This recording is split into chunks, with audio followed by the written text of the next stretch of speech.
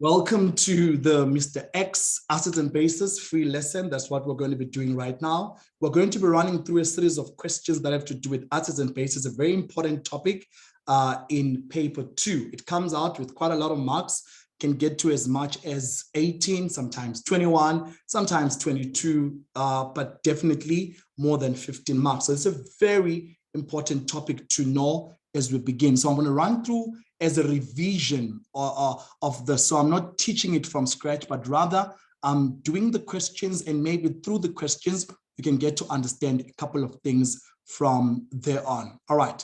Having said that, let's begin and have our first question. Now, so you need to write this somewhere, 2017 March, paper 2, question 7. That's the one I'm going to do right now. It's the 2017 March paper 2, and it's question number 7. And throughout the lesson, you can always ask me questions. You can always pause, stop me. As long as you do not understand, please do let me know, and I will make you to understand. What's important when you're doing any question is to read it. Read it attentively.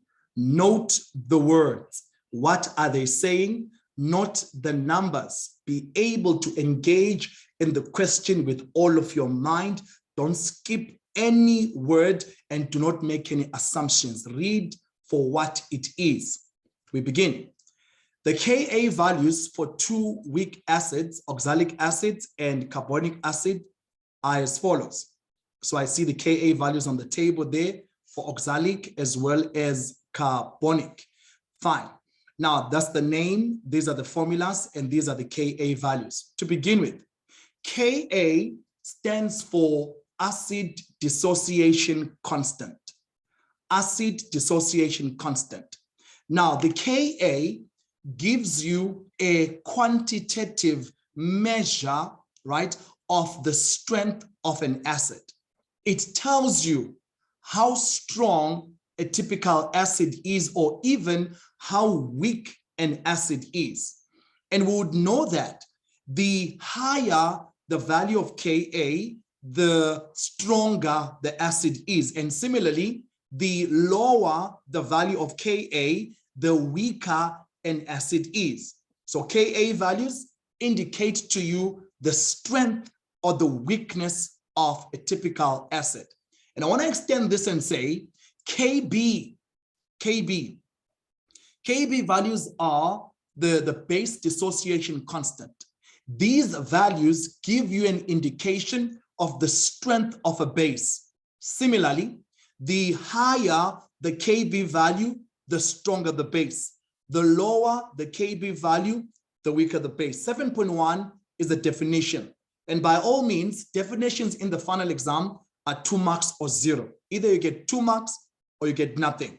Question: define the term weak acid. You may write the following. It is a substance that ionizes partially in solution. It is a substance that ionizes partially, or you can say ionizes partly in solution. A substance that ionizes partly in solution. And I want to add and say to form a low concentration of the hydronium ions. A substance that ionizes partially in solution to form a low concentration of hydronium ions. Hydronium ions, to form a low concentration of hydronium ions. 7.1, we're good.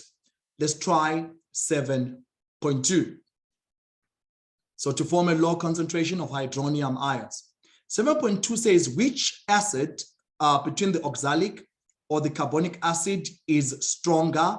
Then give a reason for your answer. Like I said, it's important to look at the Ka values because they indicate to you the strength of an acid. By comparison, I look at oxalic acid is 5.6 by 10 to the power negative 2.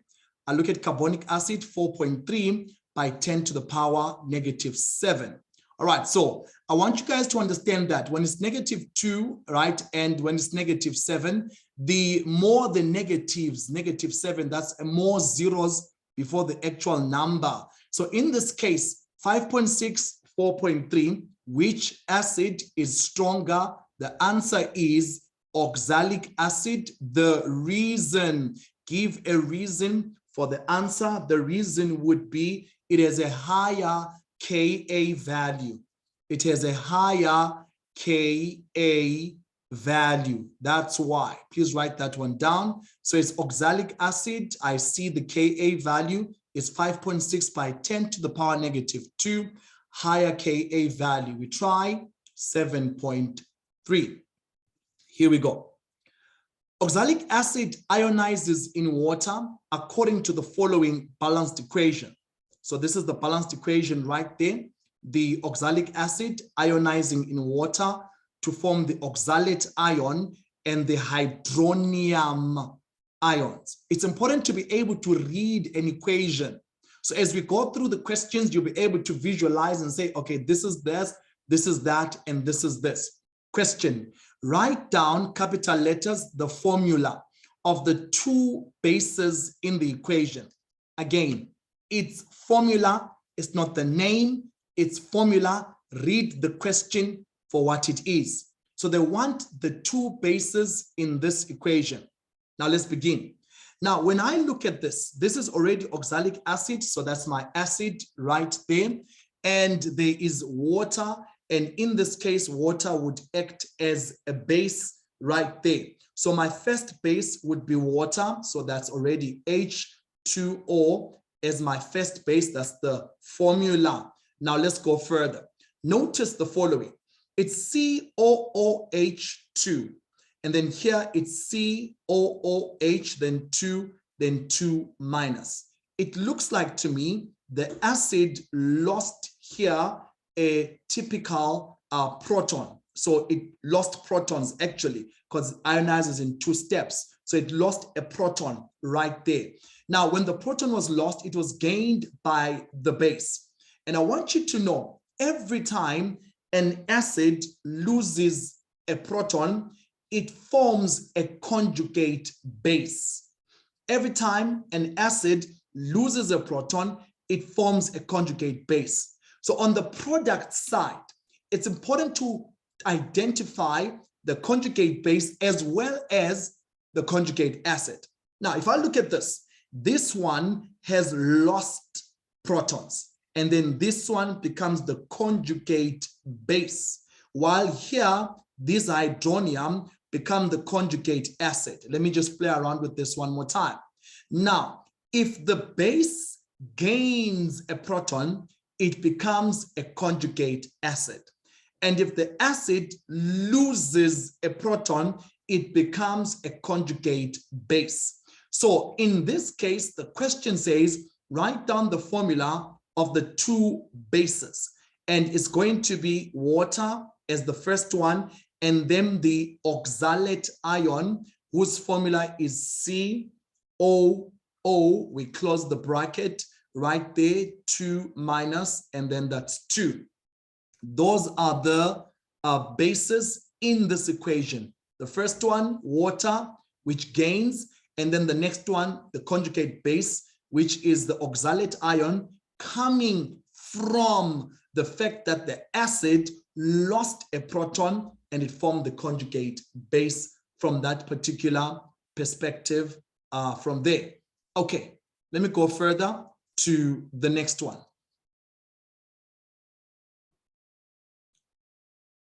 I'm ready for 7.4 from there on. Somebody raised their hand and I want to make sure that I attend to that. Go ahead, I'm attending to that.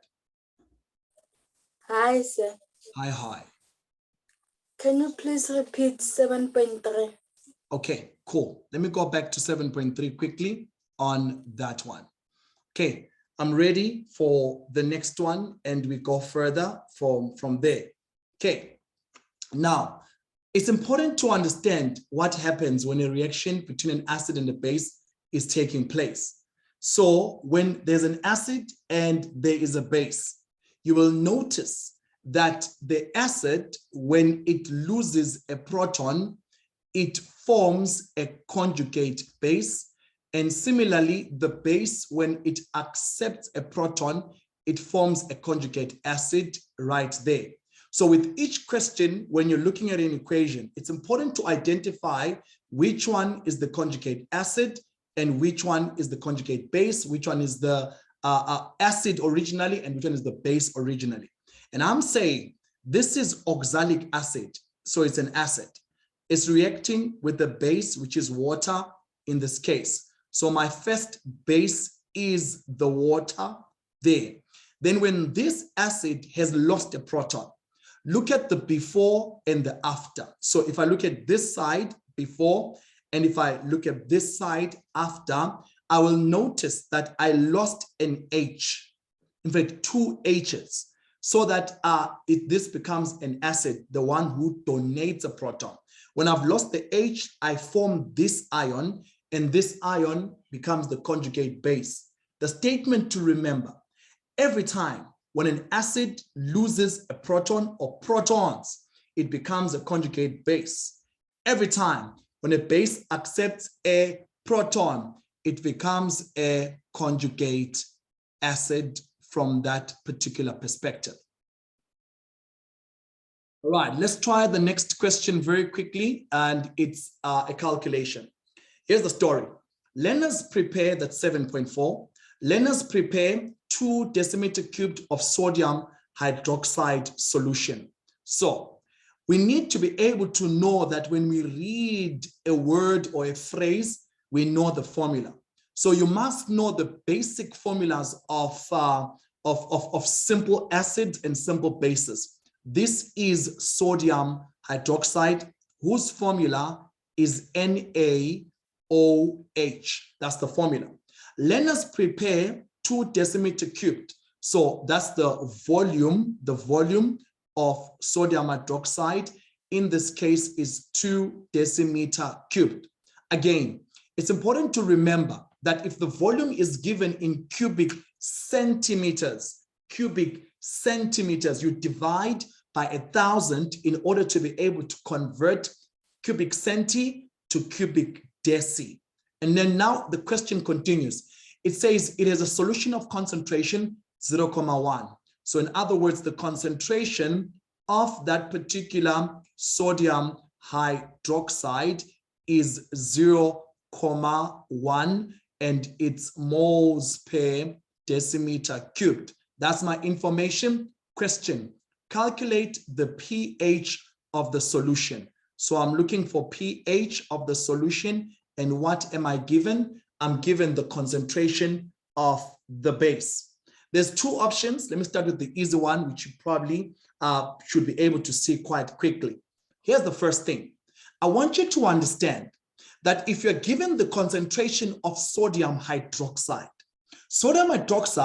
is a base with 1 hydroxide, 1 OH. So it means to me the concentration of the sodium hydroxide itself would be equal to the concentration of the hydroxide ions. Very important. This only is applicable if and only if the concentration of, or rather the base, has 1 hydroxide. Now I know in your heads you're thinking, what if it has 2? As we go through the questions, I'll show you what to do. But for now, please note that when dealing with sodium hydroxide, because it ionizes completely in solution, the concentration of the sodium hydroxide itself would be equal to the concentration of the hydroxide ions. Let me back it up with an equation so you may know where this is coming from. So when sodium hydroxide ionizes, it forms in essence the sodium ion, which is Na+, and the hydroxide ions, which is OH-. So basically that's what is formed.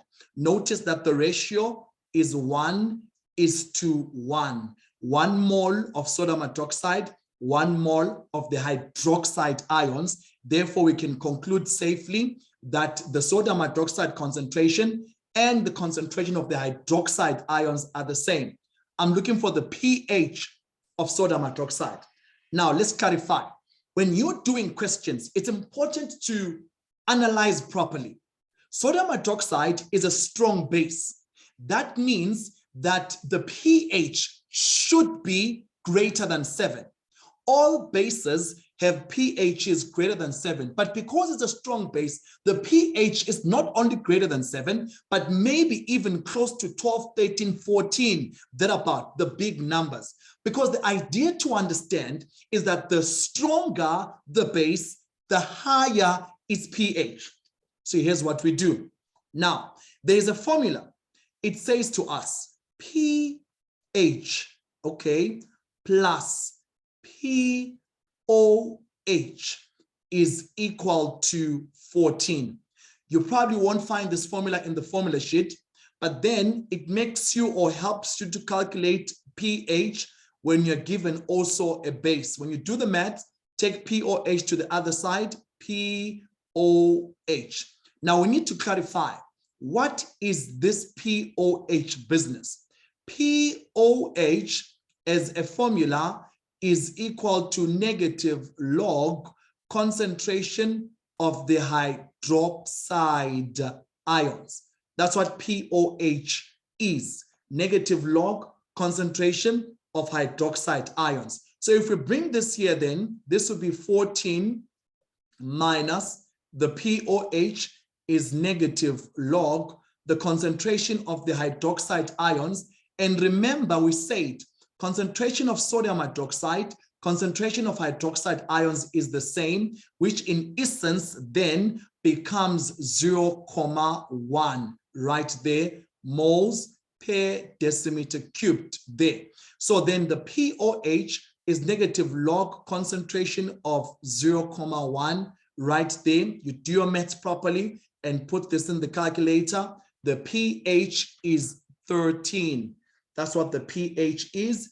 It is 13. And it makes sense. This is a strong base. So I expect that the pH should be greater than 7, close to 14. That's why the answer is 13. All right, write that one down.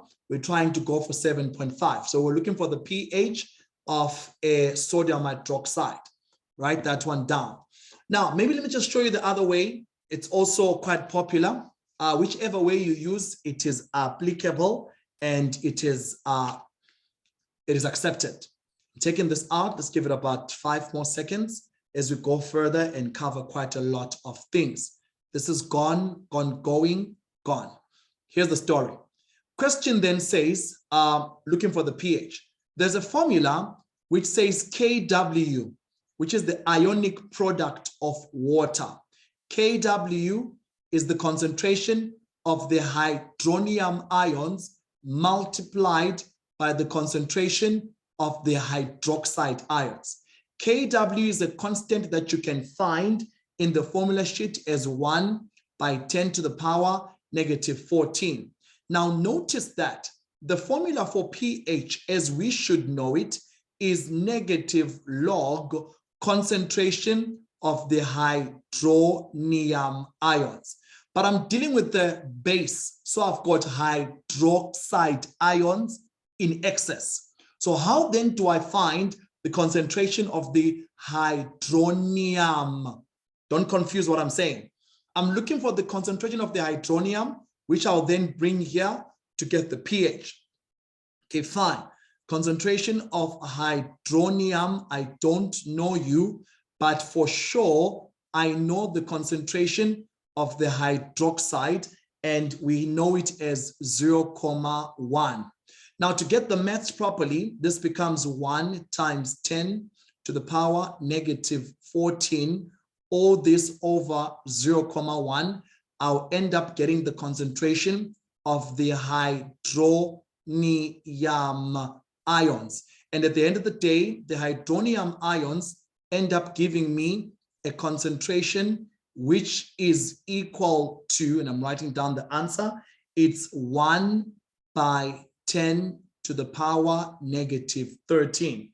And then to find the pH, I'm good to go. It becomes negative log, there you are, and then it's going to be 1 by 10 to the power negative 13 There you are. And your pH, as was before, is 13. It's your choice as to which one you're going to use. I want to go to 7.5. Please write this one down quickly. All right, I'm going to be checking some of your questions as we go on and on. Question says, say, is there a measurement for pH? Answer, no. pH is a value, a quantitative value that tells you about the acidity or basicity or alkalinity of a particular solution. So basically, pH is just a value. All right, so no units. Thank you for that one. 7.5, we go. We note the important things during a titration. So here's a story, titration. Keep that in mind, titration of the sodium hydroxide solution in question 7.4 with dilute oxalic acid. The learners find that 25,1 cubic centimeters of sodium hydroxide neutralizes 14,2 of the oxalic acid. So here are the numbers, 25 and then 14,2. Keep this in mind. Notice that this is a titration. So you are reacting a base, sodium hydroxide, with an acid. This is oxalic acid. And I want you guys to understand that sodium hydroxide is a strong base and oxalic acid is a weak acid. Further reading of the notes will help you to understand which acids are strong, which ones are weak, which bases are strong, and which ones are weak in any circumstance. And so you must be able to identify just by reading a question that I'm dealing with a strong base and a weak acid as the example that we have here. And then they gave us the balanced equation. I want you to understand it's not always the case that they'll give you an equation. You'll see as I go on with my next questions. Not always the case, but then in this case they did. Question says 7.51. Calculate the concentration of the oxalic acid. Right. I always say to my students, your choice of the equation depends on the information given. So whenever you read a question, you must ask yourself the following questions. What do I have? What do I have? So let me write what I have. Judging from what I'm having here, I definitely have the volume of the base. So I'll write VB, the volume of the base is 25,1, and I'm changing it to cubic decimeters by dividing by 1,000, which is as good as saying by 10 to the power negative 3. That's the volume of the base. What do I have? I've got the volume of the acid. So I'm still asking myself what I have. It's 14,2 again by 10 to the power negative 3. All this is now cubic decimeters. Cubic decimeters. I'm changing that. What else do I have? Remember the question says during a titration of the sodium hydroxide solution in question 7.4. And we know that the concentration of this sodium hydroxide, concentration of the base, is 0,1, and that's moles per decimeter cubed. Question says to us, calculate the concentration of the oxalic acid, Ca. I'm looking for the concentration of the acid. Your choice of the equation depends on the information given and what you are asked. So here's the equation we're going to use. CA/VA over CB, VB is called NA over NB. As in most cases, to do with titration, this is the formula that you can use. I'm looking for CA. From here on, it's mathematics. I just substitute. CA, I don't know you. VA, you are 14,2 multiplied by 10 to the power negative 3. Then CB, I know you, you are 0,1. VB, I know you, you are 25,1 by 10 to the power negative 3 is equal to NA over NB. I want to make it clear. NA is the number of moles of the acid from the balanced equation. NA, number of moles of acid, which in this case, if I come here, the number of moles of the acid from the balanced equation is 1. So it's 1, there's like 1 oxalic acid, 1 mole of oxalic acid. So Na is 1, Nb is the number of moles of the base from the balanced equation, which is 2. And I can bet you now the rest of everything else is mathematics. And because we're doing this question, the answer becomes 0.09, and that's moles per decimeter cubed when you've done the mathematics. That becomes your answer. I want to go to the next one. As usual, we talk, we discuss, we take it up from there.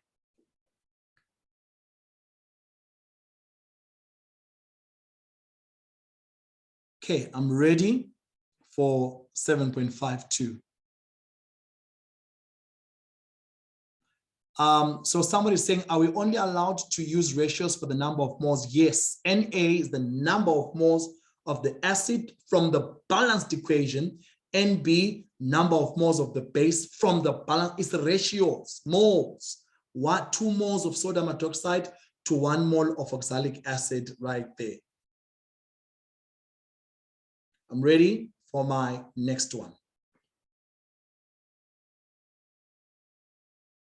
Here we go. Says to me, the following indicators are available for the titration: indicator A, indicator B, indicator C, and they're different pH ranges. Then the question says, which one of the indicators above is most suitable for this titration? Then it says also give a reason for your answer. All right, let me break it down for you. You are reacting a strong base with a weak acid. And I want you to understand in essence that pretty much when you react a strong base with a weak acid, your solution becomes basic, right? And this is very important. The key word is strong base, right? Weak acid. So your ultimate solution is basic in nature.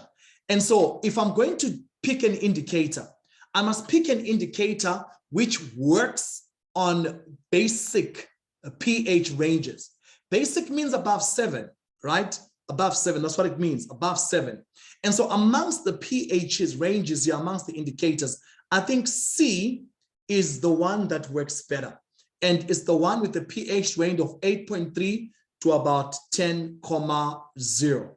And I want you to know that is the one that we're picking, and that is C. And as a reason, we say the titration is between a weak acid and a strong base. The titration is between a weak acid and a strong base. Somebody is asking on this one.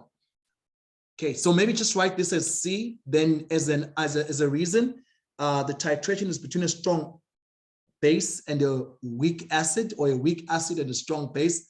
Doesn't matter how much, however way you put it across. Okay, so then you continue. So I said it's C, then the titration is between a weak acid and a strong base. Then you say the end point will be at a pH greater than 7. The end point will be at a pH greater than 7. Here's a question. Say, do I lose marks if I don't convert when using the formula? The answer is no, you don't. Do I suggest that you don't convert? No, I don't suggest that.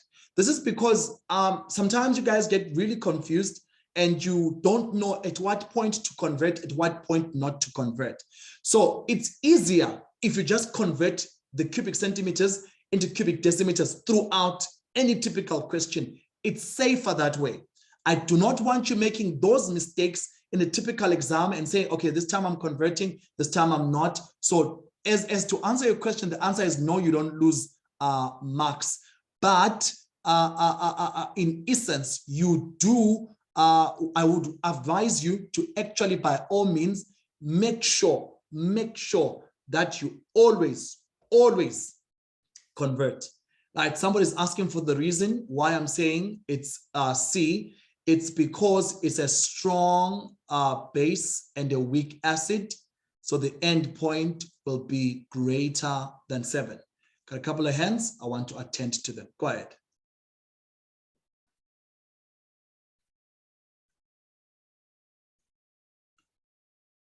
You've been unmuted. Go ahead.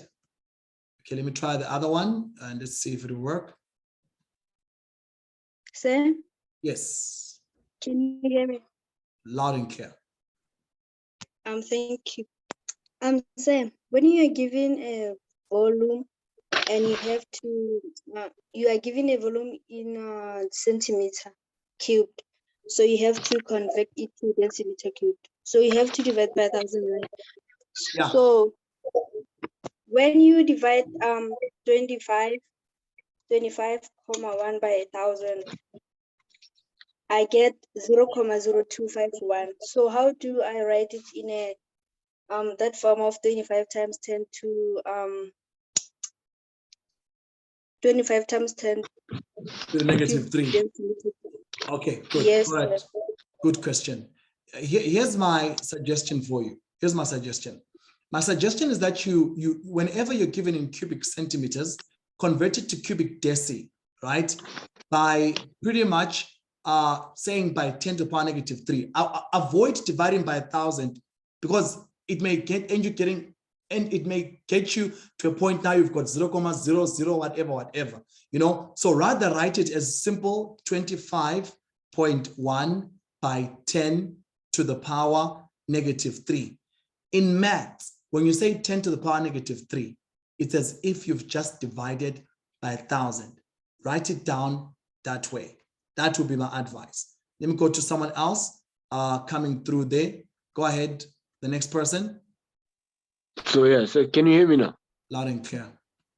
Okay, I was asking whether if you were to combine a strong base and a strong acid, what would be the solution? It will be neutral. It will be neutral. Oh. That's what it's going to be. Even a weak and a weak will be neutral. Okay. Thank you. All right, let's have the next person coming through right there.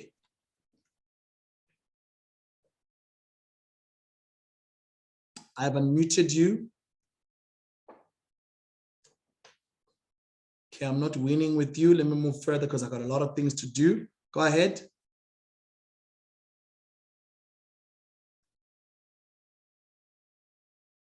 Okay, I'm unmuting everyone that's lifted up their hand, but no one is saying anything to me. I would like to go on to my next question. That was our first one. Let me move on to my next one. Here's a question of the 2016 Free State paper. It's a prelim paper. Please write down the title as well as everything else from that perspective. Okay, somebody is now finally unmuted. Go ahead, ask me.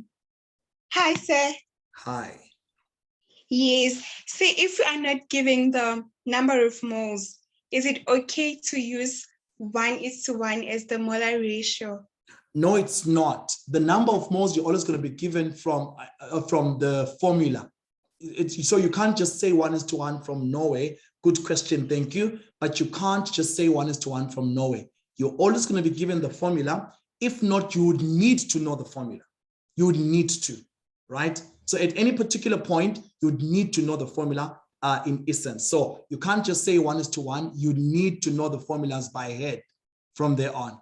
Okay. Having said that, if we do more, you'll see the stuff that I'm talking about right now. For an example, this question I'm about to do. Question starts.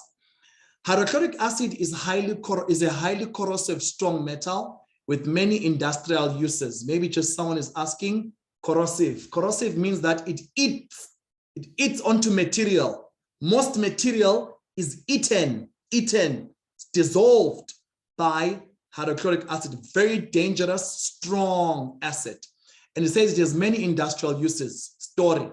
When 0,02 cubic decimeters of sodium hydroxide is added to 0,15 cubic decimeters of diluted hydrochloric acid of concentration 0,03, the pH changes to 4. We have numbers, lots of numbers. So what's happening here? We've got sodium hydroxide, strong base, and hydrochloric acid, strong acid. We've got their volumes, we've got their the concentration of hydrochloric acid and the pH of the mixture. So here's what you did. You took a strong base. Let's visualize the situation. So you took a strong base and then you put it with a strong acid together and the pH changed to 4. Question 7.11. Give a reason why hydrochloric acid is classified as a strong acid. Answer, it ionizes completely in water. So you can say it ionizes completely in water right there. It ionizes completely in water.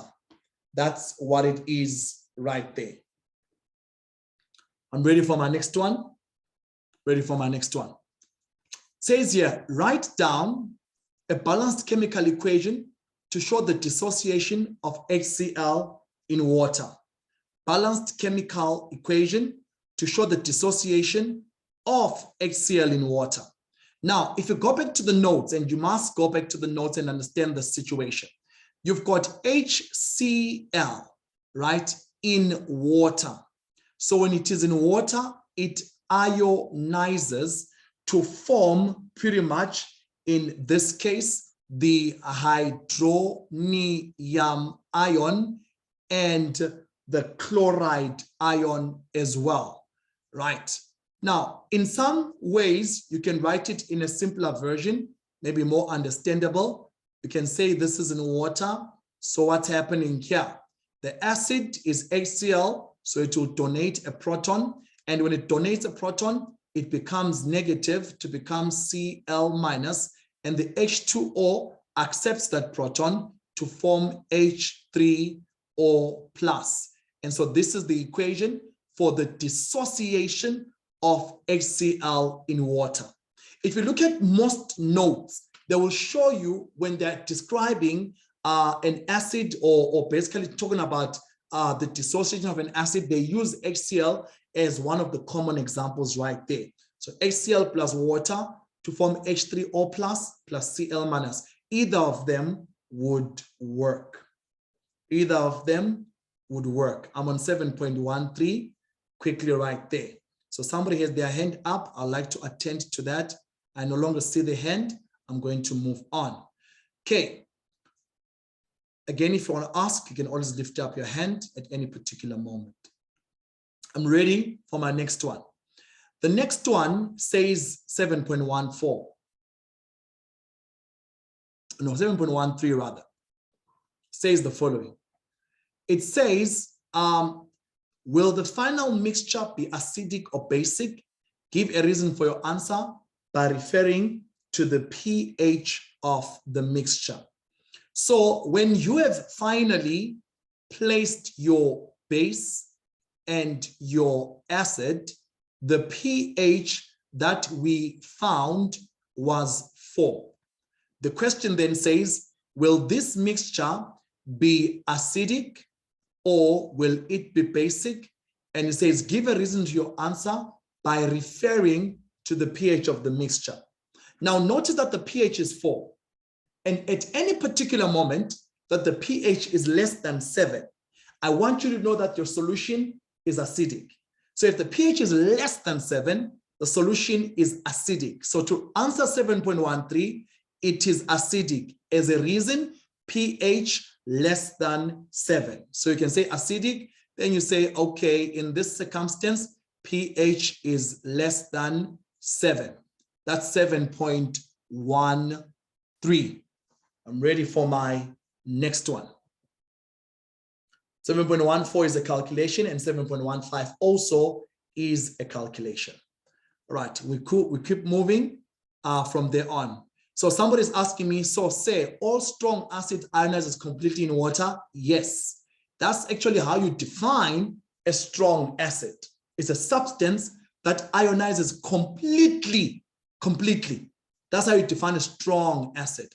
And from typical notes and textbooks, you should be able to know your list of strong acids, your list of strong bases as well. weak acids and weak bases similarly. We should know that. So once we study more and more, you'll be able to see from there on. 7.14, calculate the final concentration of the H+ ions in the mixture. Now, interesting. This mixture has a pH of 4. And the question says, calculate the final concentration of the H+ ions. Now, you need to understand that the H+ ions and the hydronium ions are used interchangeably. So you can say H+ ions if you want, like this, or you can say hydronium ions if you want. And they are looking for the concentration of the hydronium ions, the H+ ions. We're given pH of the solution. Okay, no problem. I want you to understand that the formula for pH, as we know it, is negative log concentration of hydronium ions or concentration of H+ ions. Either of them mean the same thing. So what do I have? I have pH. What am I looking for? I'm looking for the concentration of H+. Mathematically, you can change this equation so that you make the concentration of H+ the subject of the formula, and then it becomes 10 to the power negative pH. Keep this in mind. When you're looking for the concentration of the hydronium ions, of the concentration of the H+ ions, it's 10 to the power negative pH. That's how you play around with it in terms of math. Now, this becomes 10 minus, and that's to the power of 4 right there. And your answer for the concentration of the H+ ions in this case is 1/10 to the power negative 4 moles per decimeter cubed. So these are the H+ ions that you have in the final solutions. That's what you have. Please write that one down from there on. So that's the concentration of the H+ ions in the solution, which has a pH of 4. Can I add some info onto this? I want you to understand the following. You're dealing with sodium hydroxide and hydrochloric acid.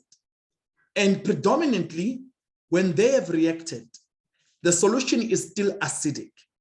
And it's acidic with the concentration of this, which I just calculated, and the pH of that.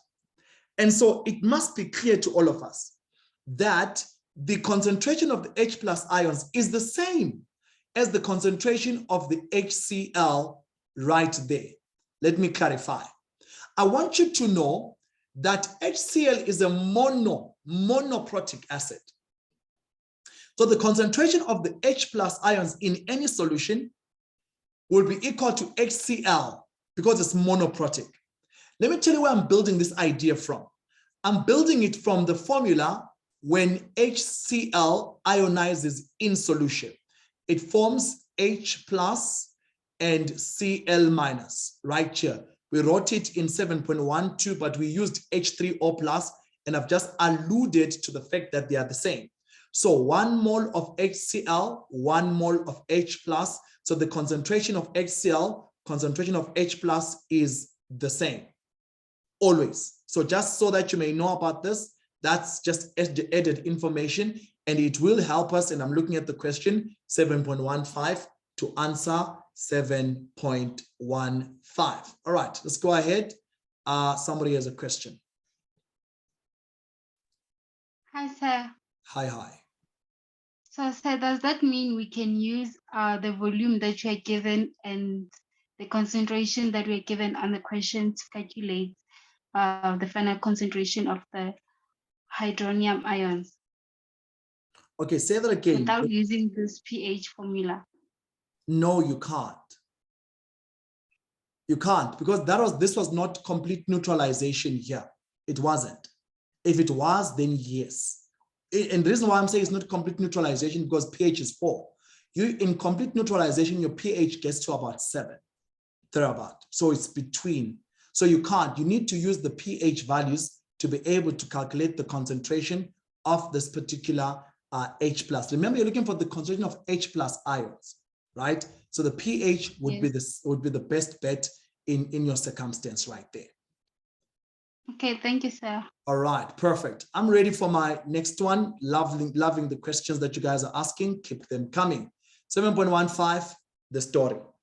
Calculate the original concentration of the sodium hydroxide solution.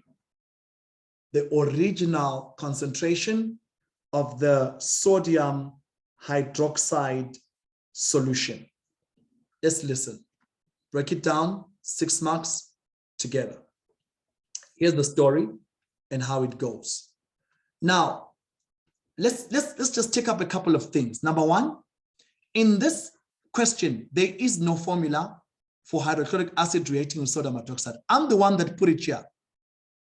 It's not there in the original question. So now, as a flashpoint, we must be able to know these formulas. HCl, sodium hydroxide, sodium chloride, and water. This is balanced already. It's not there in the question. You don't see it anywhere. I typed it here. Fine. We are looking for the concentration of sodium hydroxide. The original concentration of sodium hydroxide. The story at the top was quite interesting. Okay, so it says we've got 0.02 decimeter cubed of sodium hydroxide, that's the volume. We have got 0.15 cubic decimeters of dilute hydrochloric acid, whose concentration is 0.03 and the pH of 4. Now, in all this information, what we know is the volume of sodium hydroxide. We don't know the concentration of sodium hydroxide. We don't. We know the concentration of hydrochloric acid. It's 0.03. So when these guys originally met, we had the volume of sodium hydroxide 0.02, the volume of the acid and the concentration of the acid. This is what happened originally. When they react, the pH changes to 4, and when the pH changed to 4, in 7.14, we found the concentration of the H+ ions. That's what we found, the concentration of the H+ ions. And we concluded that the concentration of these H+ ions is the same as the concentration of the HCl, which then is 1 by 10 to the power, 1 by 10 to the power, I think it's -4 right there, moles per decimeter cubed, if I'm not mistaken there. All right, perfect. So that's the concentration of HCl. But listen to this. This 1 by 10 to the power -4 is the excess, HCl. Initially, it was just 0.03. Initially, right? So initially it was just 0.03 right there. But then now it is 1 by 10 to the power -4, which means we used the HCl, but some of it was left over. Hence, it explains why the pH is 4. It explains to me, because you can't have a pH of 4 if you don't have excess acid. That's why in 7.13, we said the solution is acidic, meaning that when they have reacted, still, we've got a lot of acid. That's why our pH is still less than 7. Specifically, it's 4. So I was able, from the pH of 4, to calculate the concentration of the acid that is still there. The acid that's still there, 1 by 10 to the power -4. Let's keep breaking it down together. I'm looking for the concentration of sodium hydroxide. Okay, let's do some maths here. Now, the language that we use to calculate is moles. That's the language that we use. So what do I have? I have the concentration of HCl in excess. Now I can get the number of moles of HCl that are in excess. Okay, so what do I do? The formula for number of moles is going to be concentration times volume.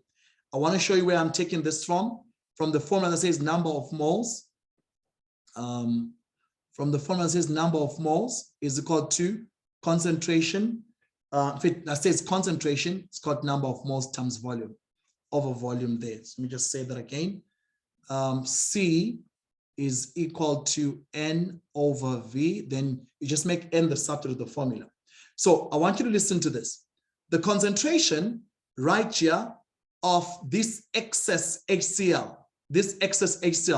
its concentration is 1/10⁻⁻⁴. It's in a volume of 0.17. Now, somebody's saying, where is this 0.17 coming from? I want you to see this. Check this out, visualize.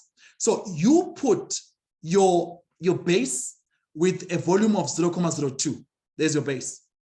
And then you put an acid with a volume of 0.15. There's your acid, 0.15 right there.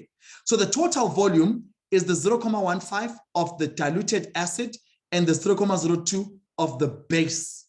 That's where you find this excess, this leftover HCl. That's why the volume is 0.17, because if you add 0.15 and 0.02, get 0.17. That's what you get. So I'm getting the number of moles of HCl in excess. That is what I'm getting. Right. The rest is maths. And when I do my maths properly, I get 1.7 by 10⁻⁻5 moles. So these are the moles of HCl in excess. Now, how much HCl did I have in the beginning? How much HCl did I have in the beginning? I had a concentration of 0.03 and we had a volume of 0.15. So I can get the number of moles of HCl initially before I mixed it up with my typical sodium hydroxide. So number of moles of HCl, I see the hands, I'm coming up. I just want to make sure that I get this thing done. Right, number of moles of HCl right there is concentration times volume. Initially, this is initially right there. So concentration was 0.03. The volume in this case is 0.15. So then I get to know the concentration or the number of moles of HCl that I had in the beginning. And if I do my maths properly, I get 4.5. You guys can confirm my mathematics just in case there could be just an error here and there, but that's fine. So this is 4.5 by 10⁻⁻3 moles. So these are the moles of HCl that we had in the beginning. These are the moles of HCl that we have in excess. Think about it this way. Think about it this way. You have 20 Rand in excess. Initially, you had 100 Rand. So mathematically, that means you used 80 Rands. Mathematically. So now your leftover is 20 Rand. You had 100 Rands. You used 80 Rand. So I want to know, I know I've got the excess HCl. I know I've got the initial HCl, but I want to know how much of HCl did I use with sodium hydroxide? How much? So I can get the number of moles of HCl that were used, right? It's just a mathematical thing. So I'm going to say initially, which is 4.5, right? Multiplied by 10⁻⁻3 minus 1.7 by 10⁻⁻5. And you get your answer as 4.48 by 10⁻⁻3. These are the moles of sodium hydroxide that were used. Of HCl that were used. What did I use this HCl with? With sodium hydroxide.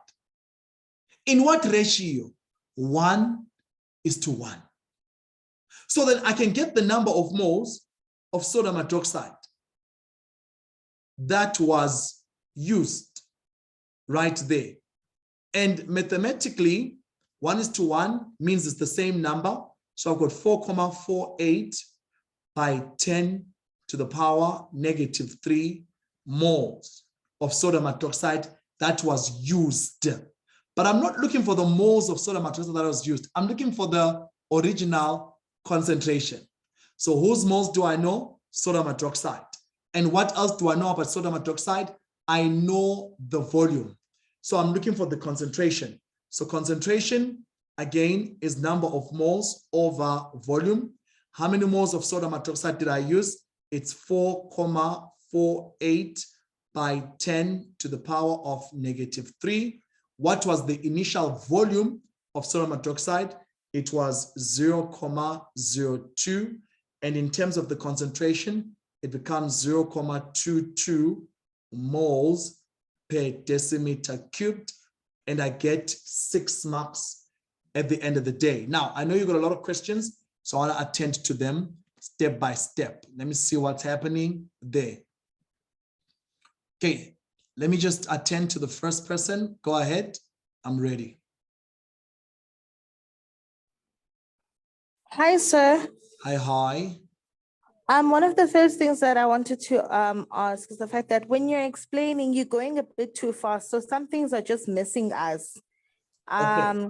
At the very beginning, you were explaining to us why we would have HCl plus, the concentration of HCl and being equal to the concentration of H plus. And I just didn't get the reason why we would be able to make that, how we got to that. Okay, this is because HCl is monoprotic.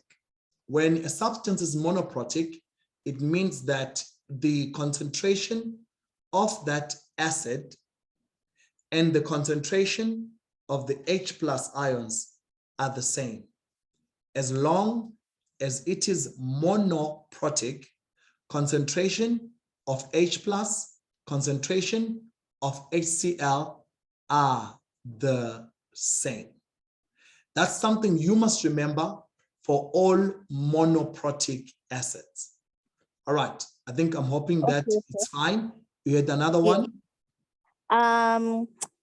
I just want to check, sir. We got the moles of the HCl used, and we used the ratio of the balanced equation to say that it would be then the same as we use the balanced equation to determine that the ratio is 1:1. Therefore, the moles used in sodium hydroxide would be equal as well, which is how we got our concentration. Yes, that's how it is. And while you're saying that, remember, we're not given the equation. And I'm saying to everyone, please make sure you know the equations, the common equations. And they are there in the handouts that I write, all of them. They are there. So that whenever you're given a question like this, if you did not know this equation, you're going to be stuck when you get here because you didn't know that the number of moles of HCl, right, and the number of moles of sodium hydroxide are the same from the ratio of 1:1. You would not have known that. So that's why it's important to be able to know these particular formulas. All right, perfect. I'm giving over to the next person. Go ahead. Hi, sir, how are you? I'm well. I'm also good. So, sir, I really don't understand how we came about concluding that the volume of the hydrochloric acid at 0,17. Okay, good question. The situation says to me, I'm reacting sodium hydroxide, whose volume is this? So there's my sodium hydroxide. And I am reacting it with hydrochloric acid, whose volume is 0,15. So I've put two things here. I've put a guy with 0,02. I've put a guy with 0,15. And when I add 0,15 and 0,02, I get 0,17. So this excess HCl is found in this volume right there, a volume of 0.17. Individually, the volume of HCl was just 0.15. That's why I'm able to go back to get the number of moles of HCl initially. And then initially, the volume of the base was just 0.02. That's why I was able to get its original concentration using its original volume. But I needed to know that there's an excess of HCl, which is given off by the fact that the pH of the solution is 4, meaning that the pH is acidic. And therefore, there's a lot of HCl, a lot of H+ ions, which from 7.14, I was able to get its particular concentration. So that's where I'm getting the 0.17, together with other information that I've just added on. Okay, so thank you very much. Perfect. All right, let's go to our next one right there. Hi, sir. Hi. Sir, I just need a clarity from the first question that says give a reason why hydrochloric is classified as a strong acid.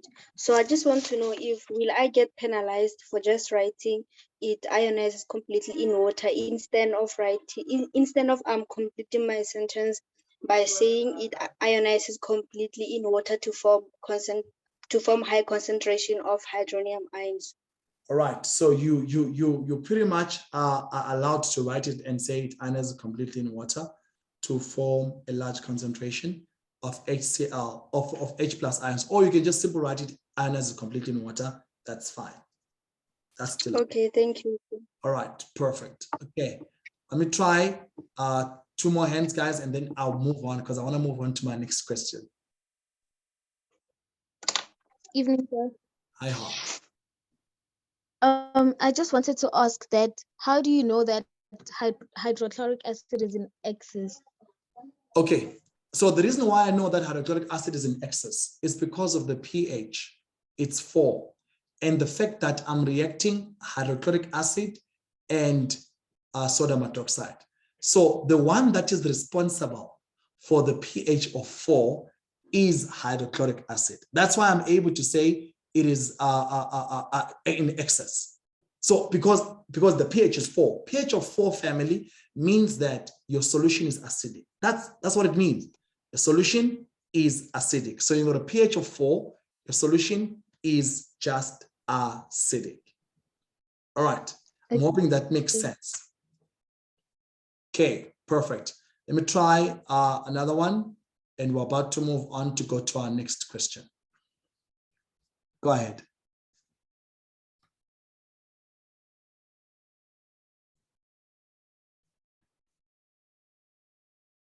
Okay, let me try that again.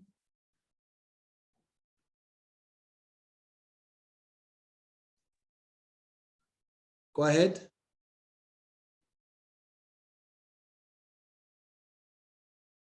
Okay, guys, I'm not winning with your audio, so I really don't know what's going on. So I can't be able to help if I can't hear. All right, let me move on quickly on that. You could also type your questions. I can be able to hear that. Go ahead. Hi, sir.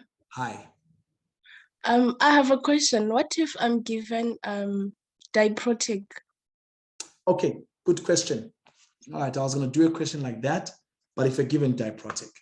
So if you're given a Diprotic acid, and I want you guys to remember this, the concentration of the hydronium ions is always twice the concentration of the diprotic acid. Always. Concentration of hydronium is twice the concentration of the diprotic. Mostly when we do diprotic, we concentrate on HCl, but there's a question like that hopefully I'll be able to do. But keep this in mind, when it's diprotic, concentration of the hydronium is twice concentration of the typical diprotic acid. All right, beautiful. Allow me to go further. My next question from that perspective. Here's my next question. It goes to this effect. Now, this one is a very interesting one. So let me help you guys to get this right. It's a very, very interesting question from there on. So work with me as we go on along. I think someone had another question here. Let me see. I've asked to unmute you. Go ahead.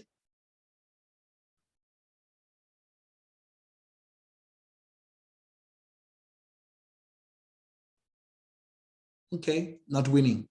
Right, let's go with the flow. Let's just get back to the flow of things so that we can be able to do quite a lot of things together.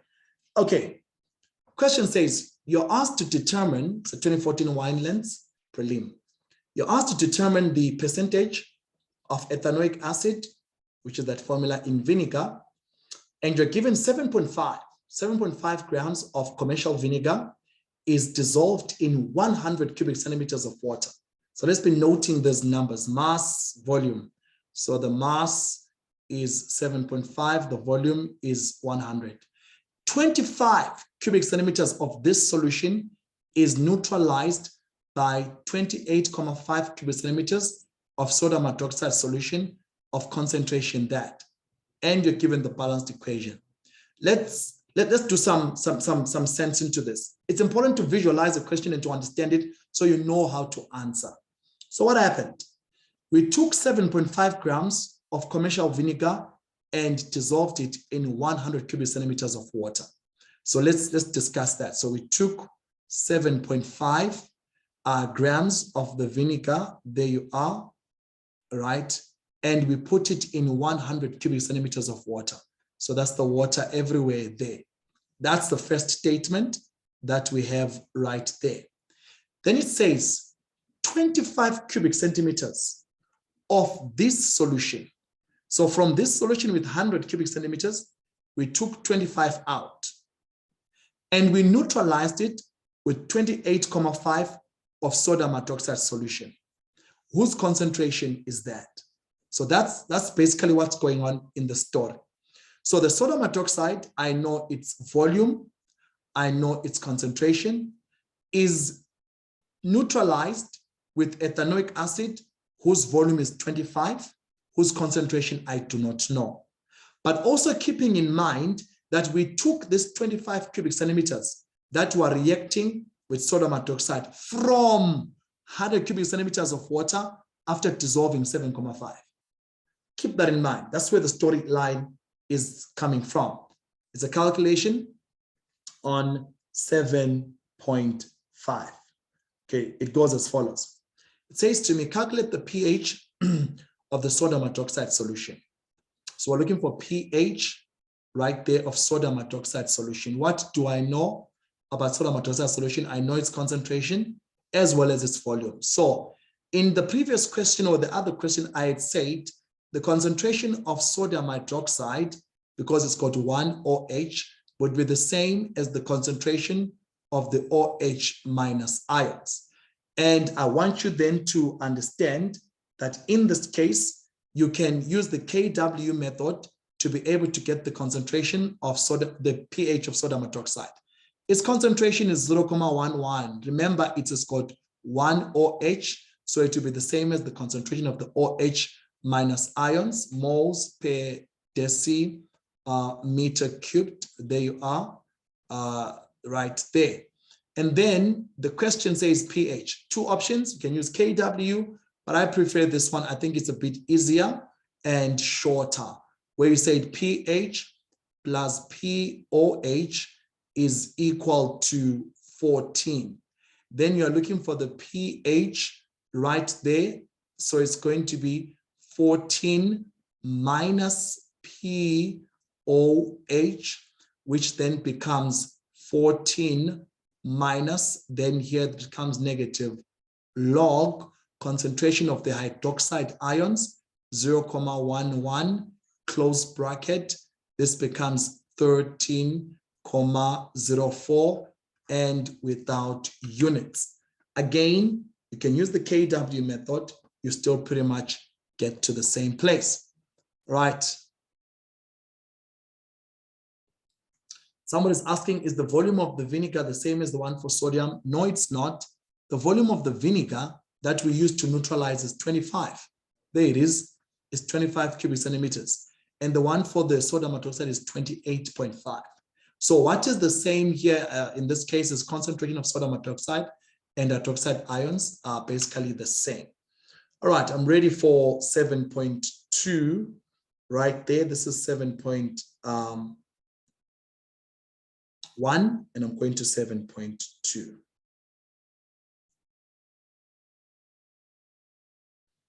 Seven 7.2 says the following. Calculate the number of moles of sodium hydroxide used to neutralize 25 cubic centimeters of the acid. So I'm looking for the number of moles of the sodium hydroxide. So every formula, number of moles is concentration times volume. So the concentration of sodium hydroxide is this one, 0.11. The volume of sodium hydroxide is this one, is 28.5 by 10 to the power -3 right there. And like I've always said, which was my argument initially, when you guys are writing this, rather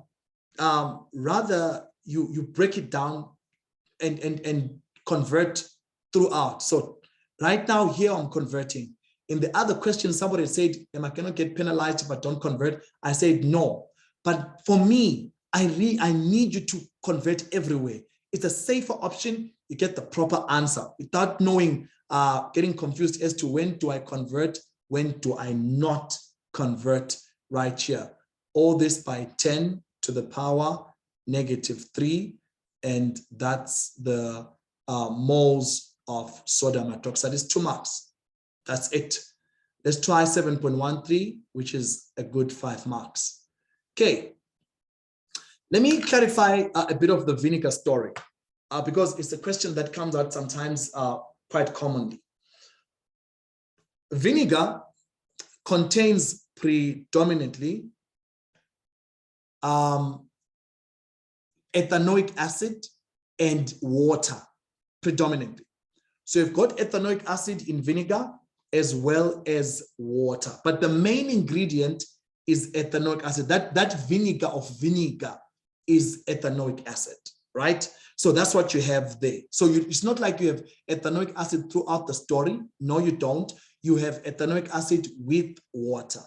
Hence, the 7.3 question is quite interesting. It says to us, calculate the percentage of ethanoic acid in the vinegar.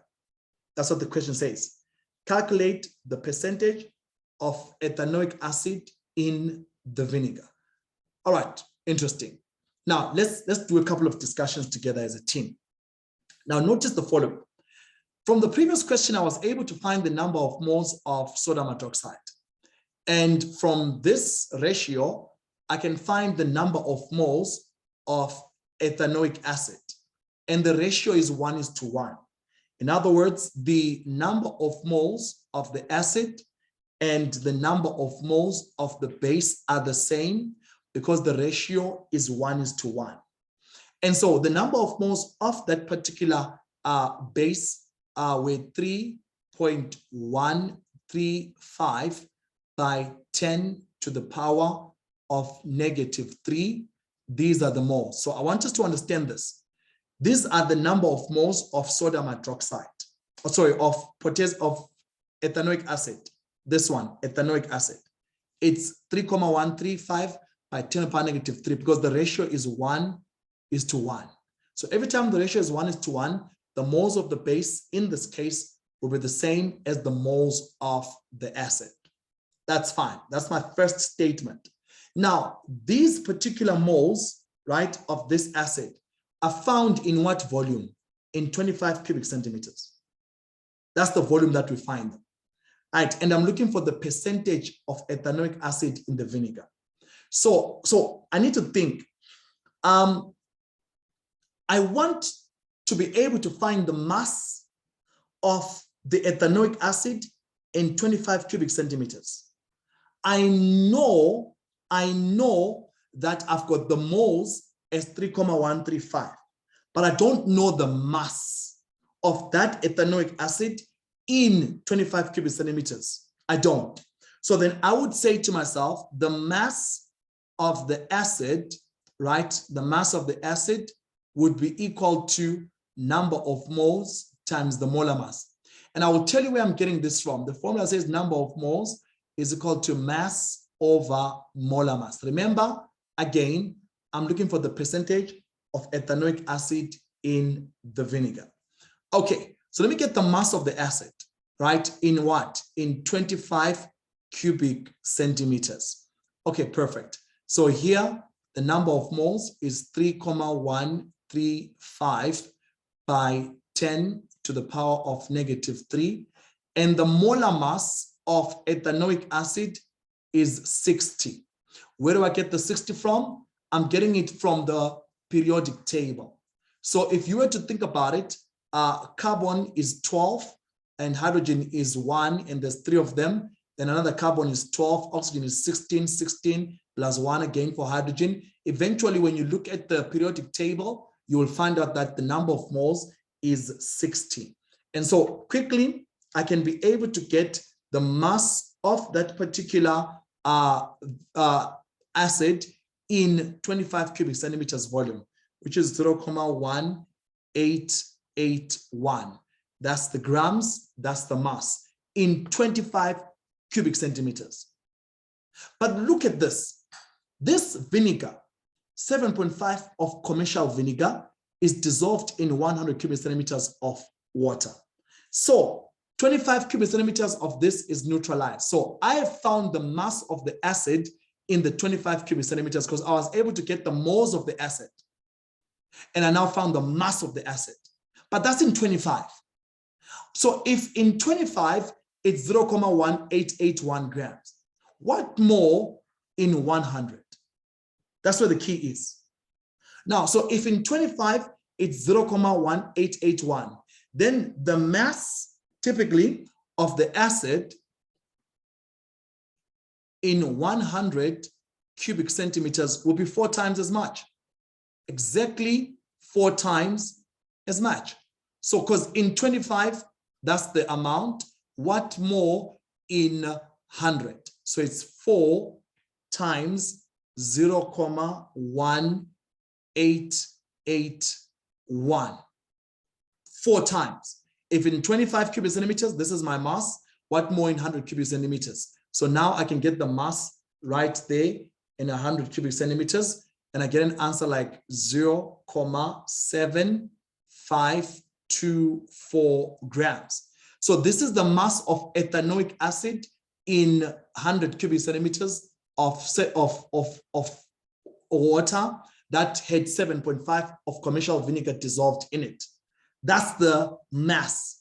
But I'm looking for the percentage of ethanoic acid, and here's where the key is.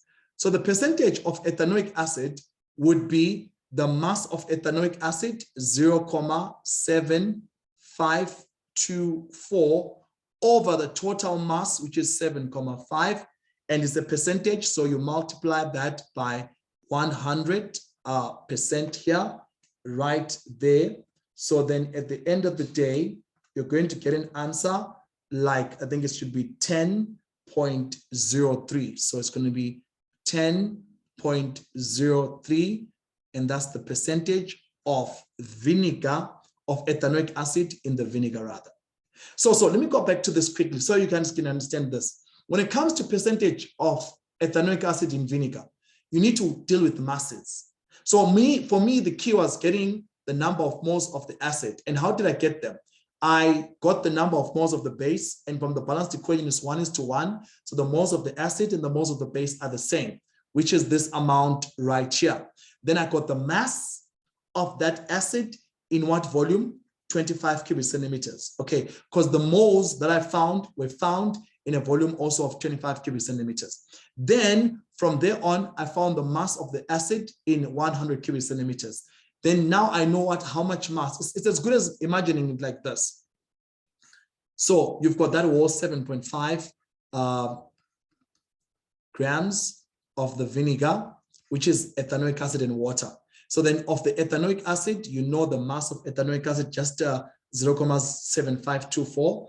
And remember, in 25 cubic centimeters, it was this 4 times as much, because if you say 25 into 100, it gets you 4 times as much.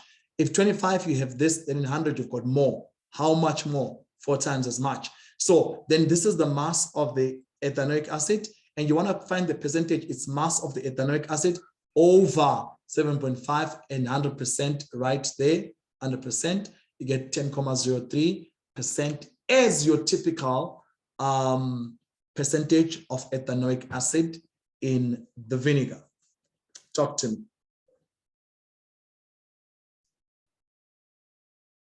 Okay, I'm hoping this is okay. Want to move on to my next one. Okay, I got a 10 to 1 person. Okay, and now I can't see your, okay, let me hold and I'll find you, found you. Go ahead. Can you hear me, sir? Loud and clear. I don't understand where you got the 4. Okay, remember this. In 25 cubic centimeters, this is the mass. In 100, 100 divided by 25 is 4. Okay, let's just use 50. Maybe it's easier.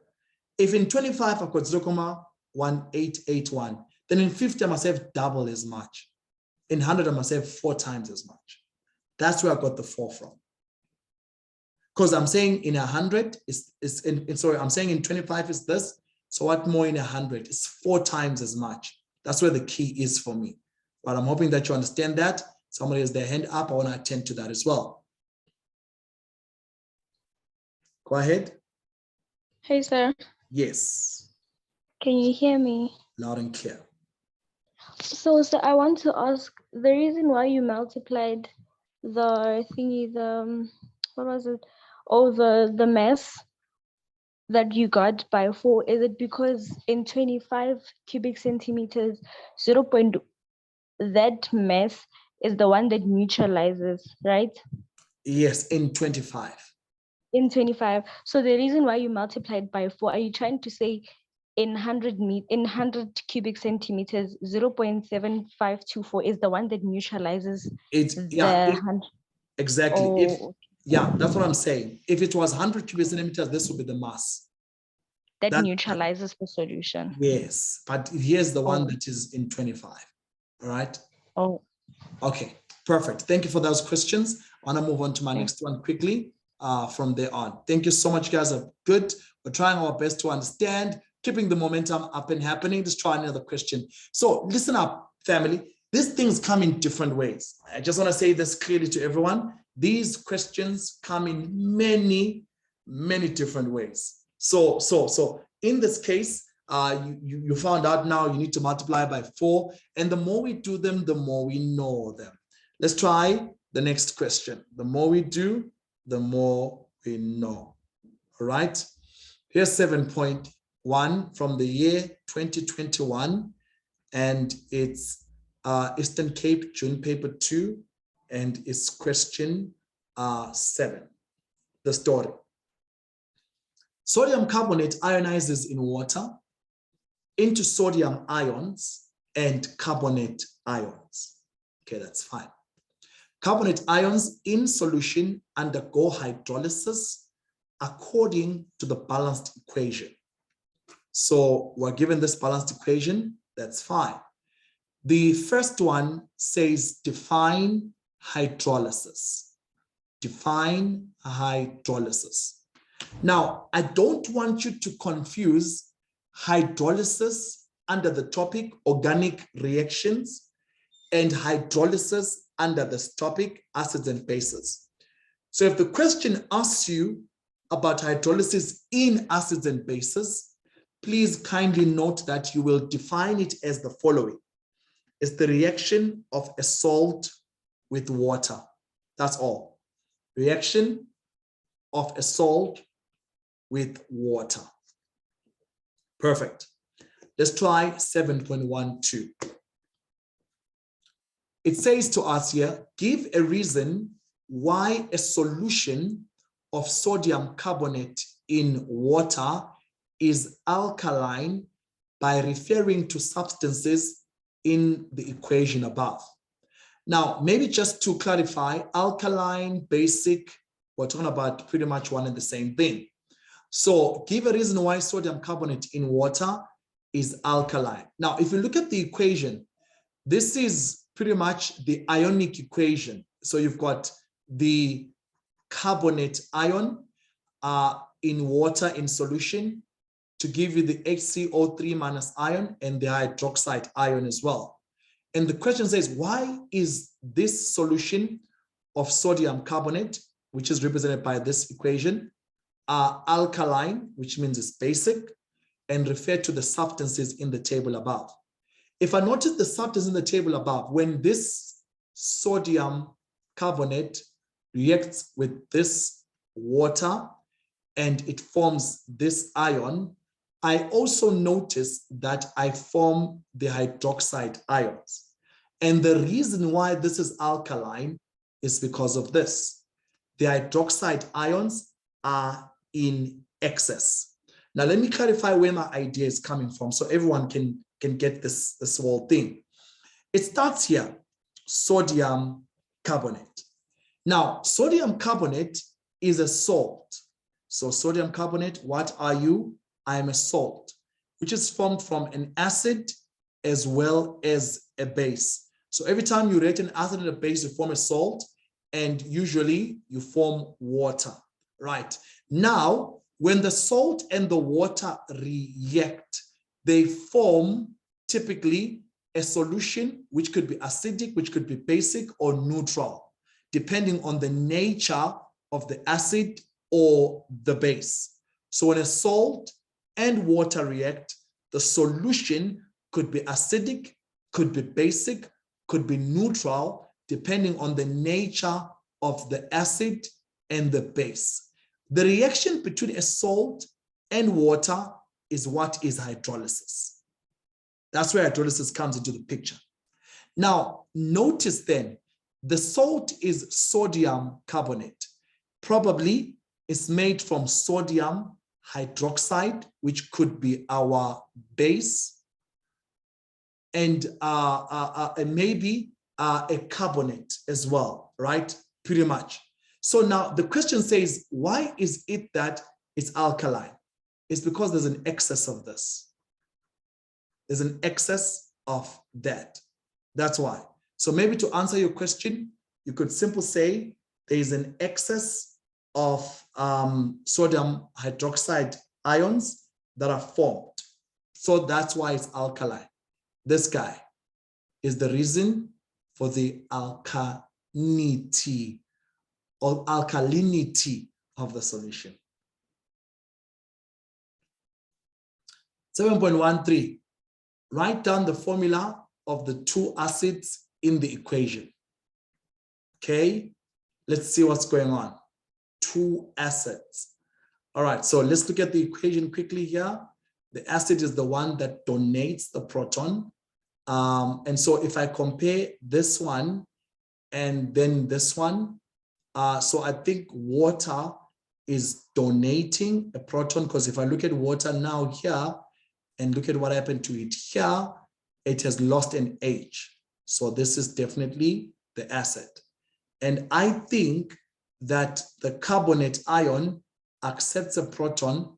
That's why when you look at it here and you look at it here, there's now a proton that has been accepted. So this one here is your acid. That's the water. They said they want the formula. So that's H2O. And then I had said initially that every time an acid loses a proton, it forms a conjugate base. And every time that a base accepts a proton, it forms a conjugate acid. And the question says to us here, write down the formula of the two acids in the equation. It's this one and that one. So it's going to be HCO3 minus. I want to make sure it's clear to everyone. Guys, listen up. You need to be able to know and see from a question which one is accepting, which one is donating. Then you need to understand aroma conjugate acid, conjugate base, all that type of stuff. fully and truly until you pull through and are able to get it from there on. All right, so let me attend to 1 or 2 questions there. Somebody says, can I repeat the answer for 7.12? So my answer is this, 7.12, which is this part. Okay, let me just do this. Okay, yeah.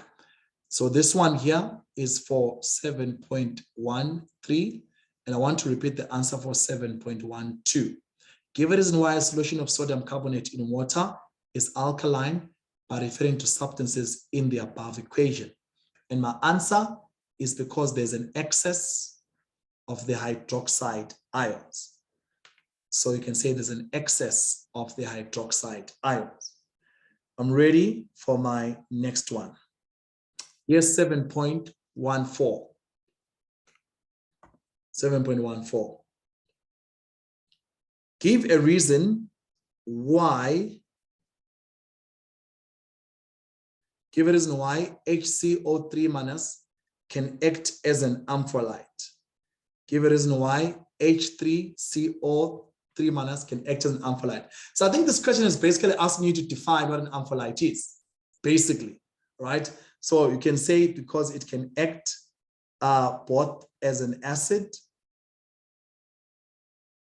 as well as a base, can act both as an acid as well as a base, can act both as an acid or as a base. All right, somebody's got their hand up. I want you to ask me. So here the answer is it can act both as an acid or as a base. Go ahead. Hi, sir. Hi. Can I ask for 7.1.2? How do I know OH minus is an excess? Well, from the question itself, they said, why is it alkaline?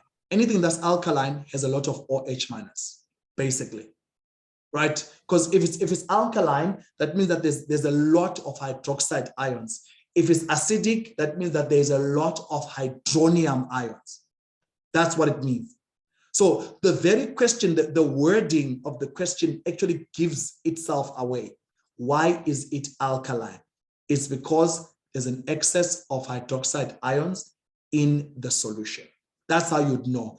If they said, why is it basic? They would have given you a different question and you'd see that it's basic. So if they said, why is it acidic? They would have given you a different question and you'd have seen that there's an excess or there's a formula that is something like this. Then you could have quickly said there's an excess of the hydronium ions. That's what you'd have said.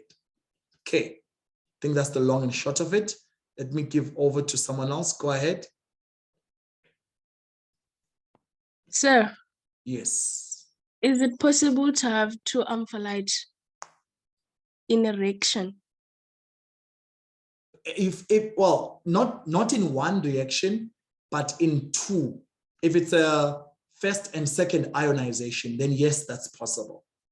So not just in one reaction, but in 2, you probably could be able to get through from that perspective, an ampholyte. So you need to have 2 reactions. That's how, in fact, for you to see that it's an ampholyte, you need to have 2 reactions. In one reaction, it will act as an acid, the other one it will act as a base. So basically that's what you have. So you need 2 reactions. Usually it's the first ionization and the second ionization. All right, good. Let me try someone else. Okay, I see the hands are piling up. We're still going to go to another beautiful question as we glide along our lesson. Go ahead. Hi, sir. Hi. So I wanted to ask for 7.1.2. Can you say it's because it's a strong base and a weak acid reaction? Not necessarily. You see, sodium carbonate is a base and it's actually a weak base. Water is an acid, it's pretty much also a weak acid, right? Well, in this case, it's an acid, though it can act as a base certain times.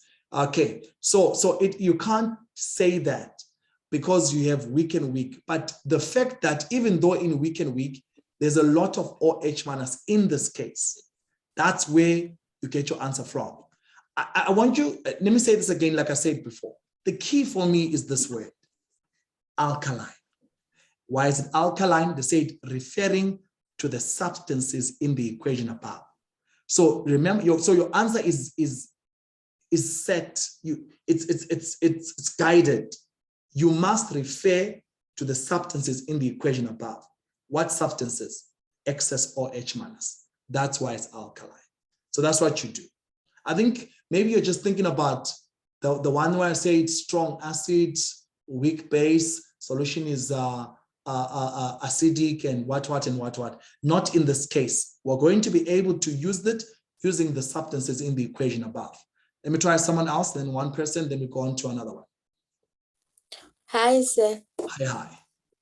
I wanted to ask, how do you identify an acid or a conjugate base? You need to be able to know what an acid is from a definition. An acid loses a proton. A proton basically is an H plus. So you need to look at the before and the after. Look at this. Before, CO3 2 minus. After, HCO3 minus. This guy did not have an H before. Now he has an H. So he gained an H. From where? From water. So the one who gains an H is your base. The one who loses an H is your acid. That's why when you compare water before and after, there were two H's. Now there's one H. I lost an H. So therefore, I am the acid. And then also, I want to remind you, every time that a base gains an H plus, it becomes a conjugate acid. Every time. And every time that an acid, water, loses a proton, it becomes a conjugate base. I think that's something that you need to probably memorize quite well, that every time a base gains a proton, it becomes a conjugate acid. And every time an acid loses a proton, it becomes a conjugate base. All right, let me try the next person, then we can go to our next question. Go ahead. Hi, sir. Hi. Yes, since sodium carbonate it's a base, right? Yes. And sodium hydroxide is also a base. Yes. Do we have a reaction whereby a base reacts with a base and an acid reacts with an acid? No. Acid and base only, or base and acid. So not base and base. Let me explain. Okay, let me explain. I think I was trying to get you guys to understand the idea of hydrolysis. I said hydrolysis is an acid and a base giving salt and water, and this salt and water is where you get your hydrolysis. And just so you may know, if the solution is a strong acid and a weak base, if you are reacting strong acid and weak base, your solution is acidic. The key word is strong. If you are reacting, let's say weak acid and strong base, your solution will be basic from there on. In this case, we are reacting sodium carbonate and water. So it's a neutralization reaction. And you have hydroxide ions formed, which give the nature of the solution to be alkaline. So to answer your question, no, we cannot have that from there on, right? Okay, so thank you. Anytime. All right, I'm ready for my next question. Beautiful question that you guys are asking me. Love it. 7.2, it gets crazier from here on. That's where the danger is. All right, so let's go to this one here. 7.2.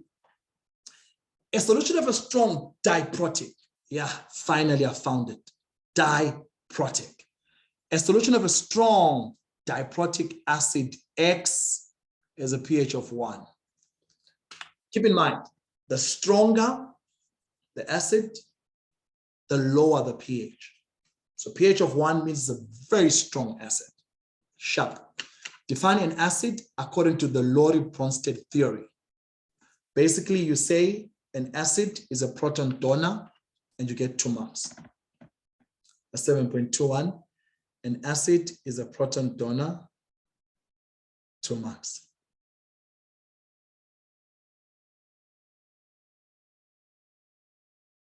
Okay. The next question goes as follows. It says to us here, calculate the concentration of acid X. Calculate the concentration of acid X. What do I know about acid X? I know it's diprotic. What else do I know about acid X? I know it's strong. What else do I know about acid X? I know its pH. What am I looking for about acid X for its concentration?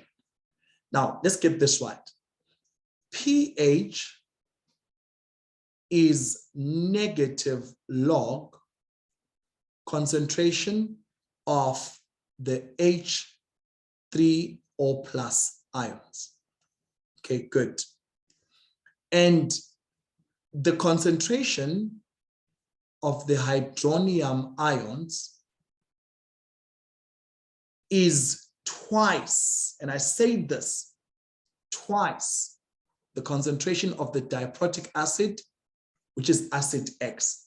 Somebody asked me in the previous question, right, as to what happens when it's diprotic, and here's the key. You see, if they had said that it's a strong monoprotic acid, then I would have said the concentration of the hydronium is equal to the concentration of that monoprotic acid.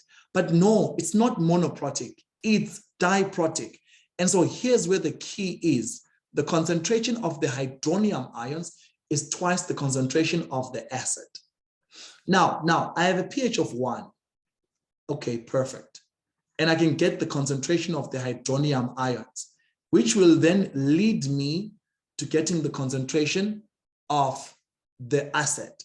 So mathematically, the concentration of the hydronium would be the following.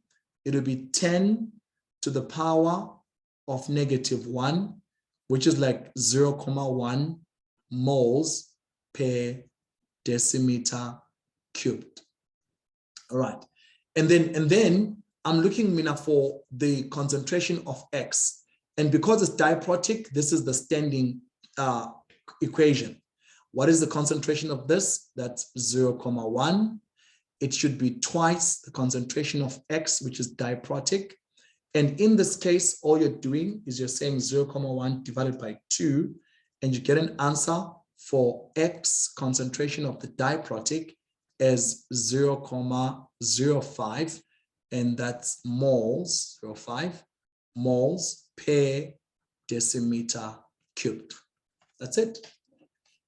That's what you do, and that's how you get your 4 marks. Without understanding this key, this would have been a problem.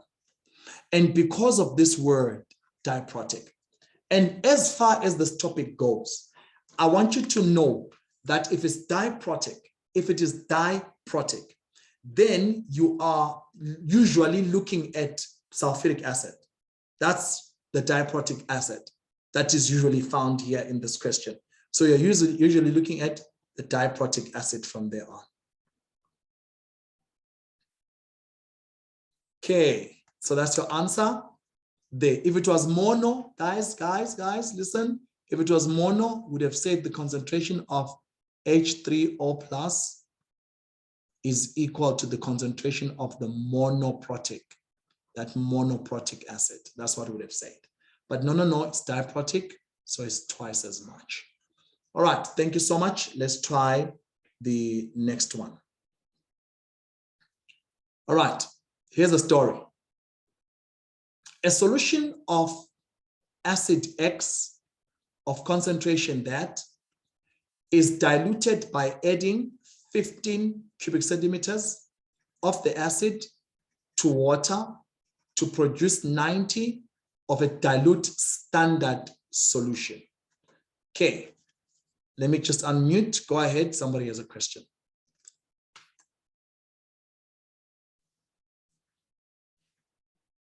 Go ahead, I'm listening. Good evening, sir. Hi. I just wanted clarity on diprotic acid. Does diprotic acid means that the acid can donate 2 protons? Yes, that's what it means. And the best example is sulfuric acid with the formula H2SO4. So yes, perfect. Thank you. All right, you're welcome. let's try reading this question again. Let me get this right. So they said a solution of acid X of concentration this is diluted. So visualize this with me. So you've got that particular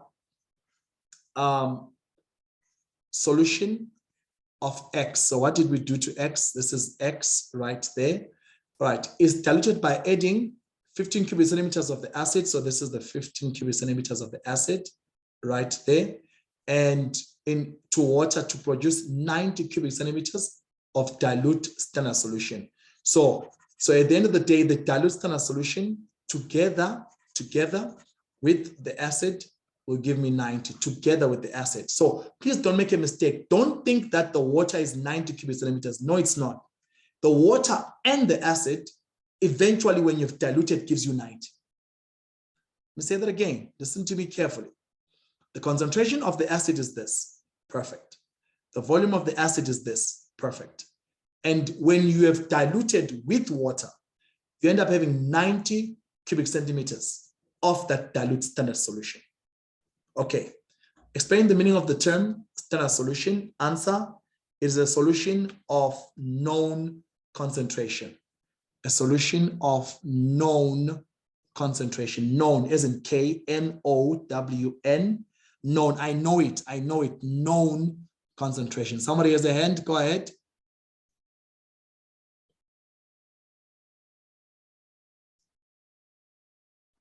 Hi, sir.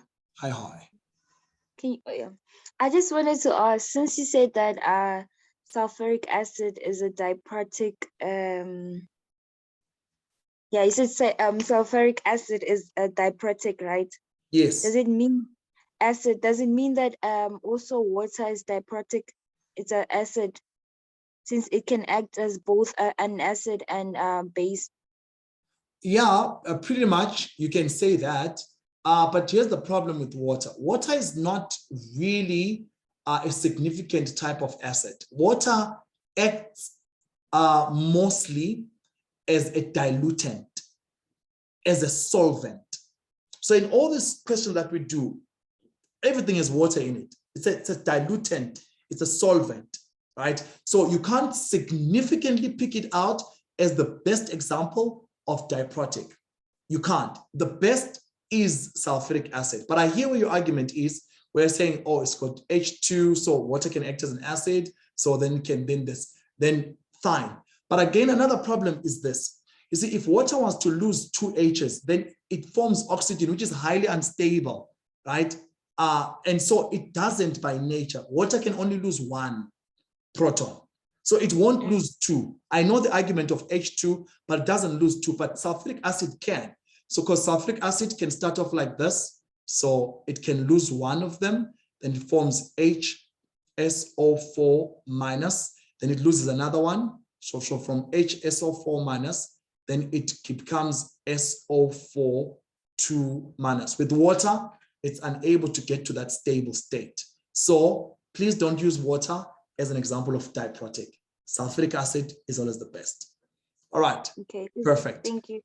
Thank you so much. 7.23, I've already defined. I say to you, it is a solution of known concentration. Let's try 7.24. Here's the story. The dilute solution of acid X is titrated with a solution of potassium hydroxide. So solution of potassium hydroxide. Now, I want you guys to get this right. Like I was explaining to her, if you are dealing with a diprotic and X is diprotic, then you're dealing with sulfuric acid. I'm telling you. And they said it's a strong. If you go back to the previous question, there is a strong diprotic. You're dealing with sulfuric acid reacting in this case now with potassium hydroxide. So you got the big guns. You got the strong acid, you got the strong base reacting together in this question now. And it says to us the following list of indicators are available. 1, 2, 3. Can I pause? I want you to know that your syllabus requires you to know this table by head. It requires you to know which indicator is appropriate for which reaction and why. That's why 7.24 says, which one of the indicators is the most suitable for this titration? Explain your answer, 3 marks.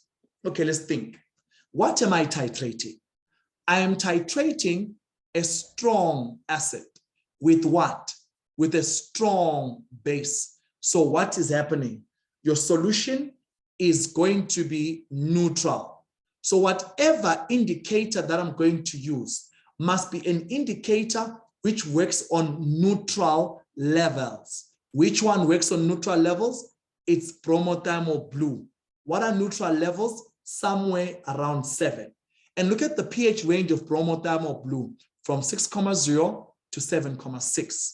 So if I'm dealing with a strong acid and a strong base, bromothermal blue would be the best. Then let me just further on teach you on this. Methyl orange. Methyl orange deals with an acidic range. Acidic means it's less than 7, right? 3.1 to 4.4.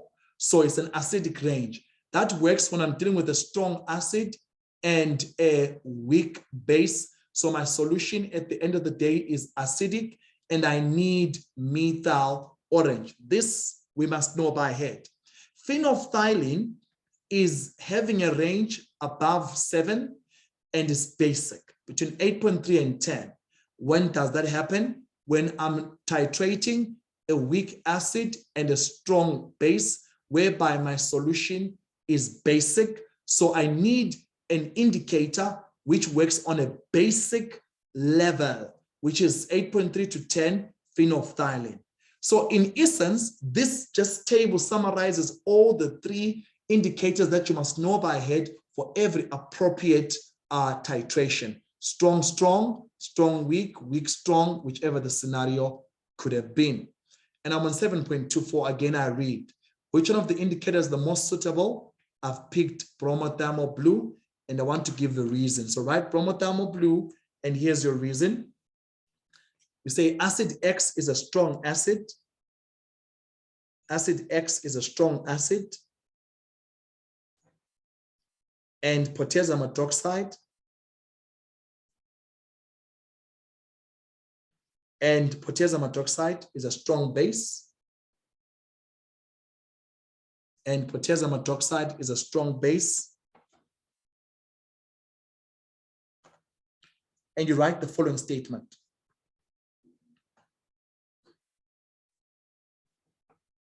You say the equivalence point of the titration,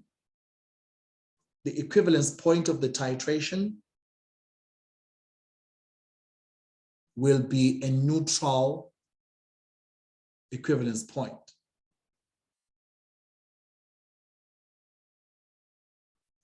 Equivalence point of the titration will be a neutral equivalence point. When I say equivalence point, I'm saying that the part where now you've got stoichiometrically equivalent amounts of the acid and the base. That's what I say. So I'm saying to you, the equivalent point of the titration would be in the neutral range. The equivalence point of the titration would be in the neutral range. Okay, that's what you have right there. And you can write it from there on. Can I just add something, please? A weak acid and a weak base, a strong acid and a strong base. When these 2 pairs of weak, weak and strong, strong are reacting, you don't have hydrolysis. Hydrolysis is not possible. And so there is no hydrolysis of the salt that is produced, and the equivalence point is definitely on the neutral venue. Check this in the notes that I wrote, right? In my handouts that I give. There's a part where I wrote that one and made it quite clear for you guys. So keep that in mind as we pull across. Let's go to our last question now. And it's a 7-mark question with the calculation. We work together. Please listen to me. The story still continues. During the titration, 25 cubic centimeters of the dilute acid X solution neutralizes exactly 28.5 of potassium hydroxide solution. Okay, fine, no problem. Calculate the concentration of the potassium hydroxide solution. Okay, now a reminder, this question does not have an equation. What you see here is what I wrote, this. And I can tell you safely, and this is supposed to be potassium hydroxide, by the way, so it's going to be K, pretty much the same way, right? So pretty much you've got sulfuric acid with potassium hydroxide to form potassium sulfate as well as water. Please note that this is a K there, right there, and that's a K right there, because I'm reacting it with potassium hydroxide. Okay, no problem. So they want me to find the concentration of the potassium hydroxide solution. So what do we have? 25 of the dilute acid and 28 of the potassium hydroxide solution. Now, I don't know, and I want to tell you this, I don't know the concentration of the acid, the dilute acid, I don't. Now, let's go back to the previous information. Let me just put this through. All right, look at this. In the previous information, we were given that the concentration of the acid is 0.049 and it was diluted. So this is the concentration of the original acid undiluted. Then it was diluted. Then for our titration in the 7-mark question, we're using the diluted one, whose concentration we don't know. We only know the concentration of the original undiluted one, which is 0.049. That's why the story says a solution of acid of concentration this is diluted by adding 15 cubic centimeters of water to produce 90. Then they say this diluted sulfuric acid that you have, this diluted diprotic, acid in this case, what happened to it? It was titrated or neutralized from a volume of 25 with 28.5 of potassium hydroxide, whose concentration I want to know, 7 marks. So here's where my problem is now. Since I don't know, and I want to say this is K again, since I don't know the concentration of the dilute, how do I find it? How do I find it? The key lies in understanding what it means when you're diluting. Here's the story. You put a certain concentration, let me call it C1, of the original acid, 0.049. That's the concentration of the acid that you put, the undiluted. And its volume of that acid, V1, was 15 cubic centimeters. I'm converting it 10 to the power -3. Okay, fine, I'm okay with that. Then what did I do? When I had added water, the whole solution question previously there said the volume of the diluted solution was 90 cubic centimeters. There you are. And now I don't know what C2 is. C2 will be the concentration of the dilute. And when I get the C2, it is this C2 that I'm using now with potassium hydroxide to neutralize. So then in this case, I want you to remember this.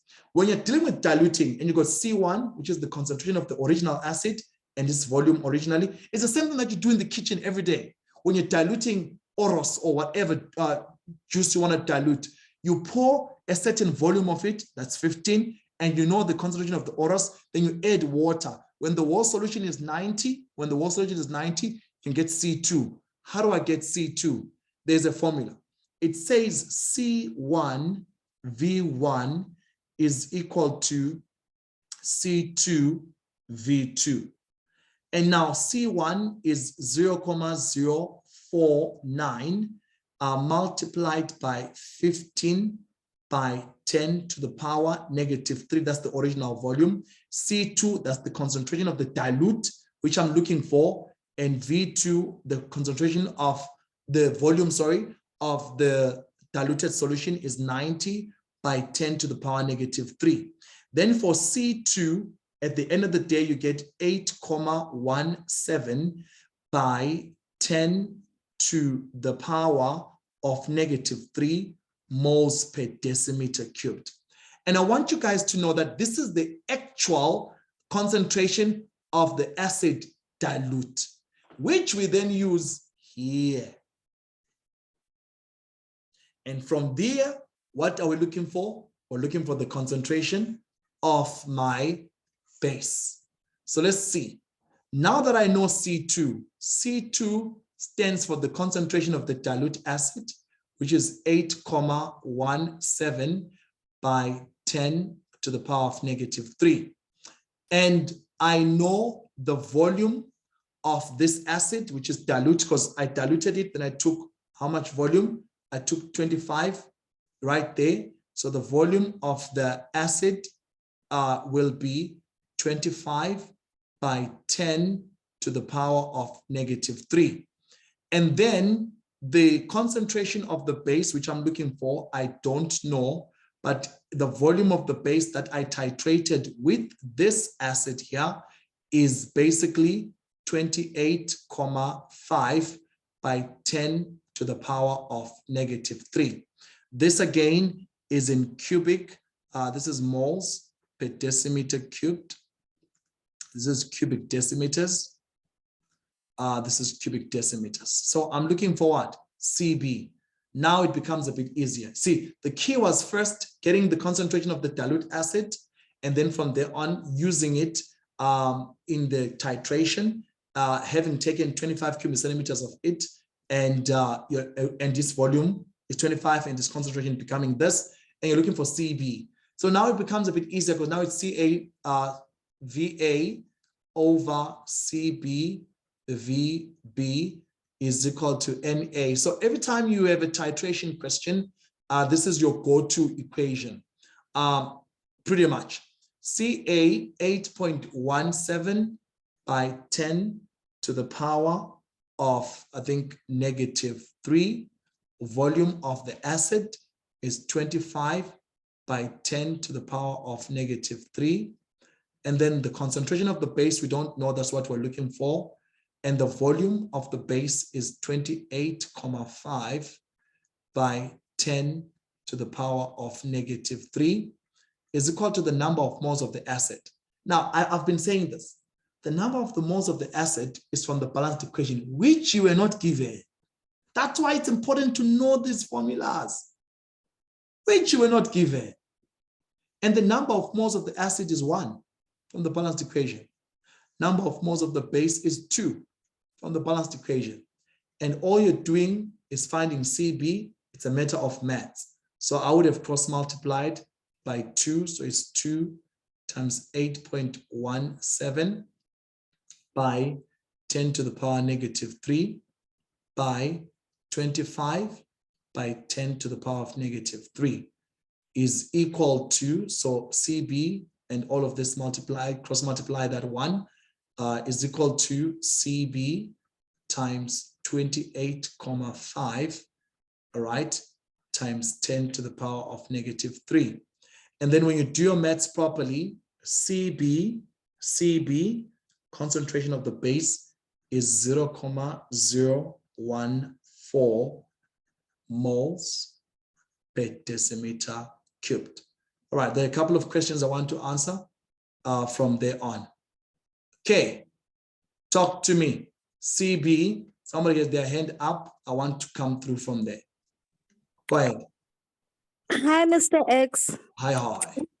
Given the equation there, and I can understand that, but I'm not following which substances we're moving from, even with the equation now being given by you. We started here with the dilute X. Yes.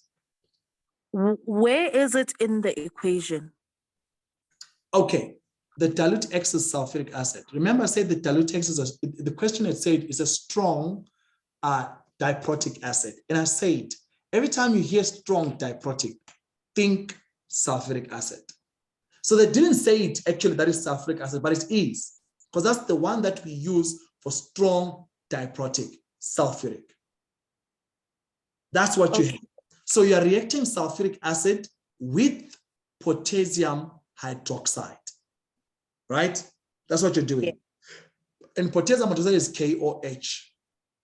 It's the same, this would be the same equation if you were doing sodium hydroxide, which I put actually here.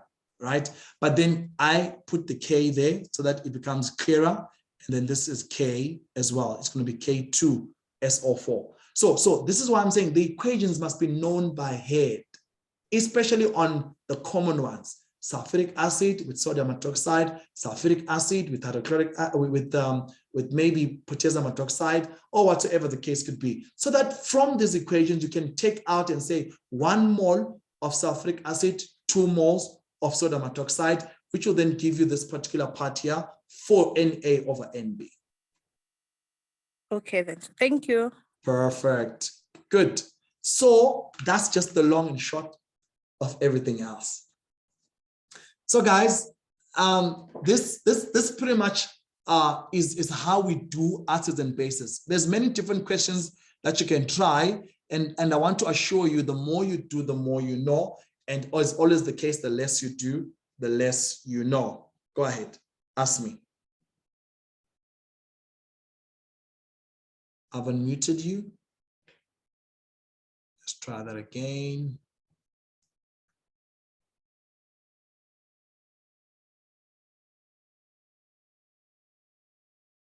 Okay, I'm not winning at all. All right, having said that, this then becomes pretty much our lesson that we have done. That helps us to understand more and more stuff together on the topic acids and bases. And thank you so much for coming today, and thank you for taking your time.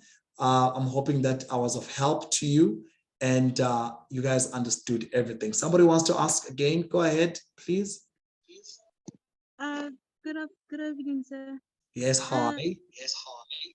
I have a question from 2020 November that has like 8 marks. Can I please ask that? I don't have it on the screen here, but I can always help you in private. Okay, thank you. All right, perfect. Okay, so let me just take it up from there and then stop the recording here. I will post this on YouTube. Yes, I will. So you guys will have this and watch this on the YouTube channel. Right, I'm going to stop recording now, and then we can just talk a bit from there on.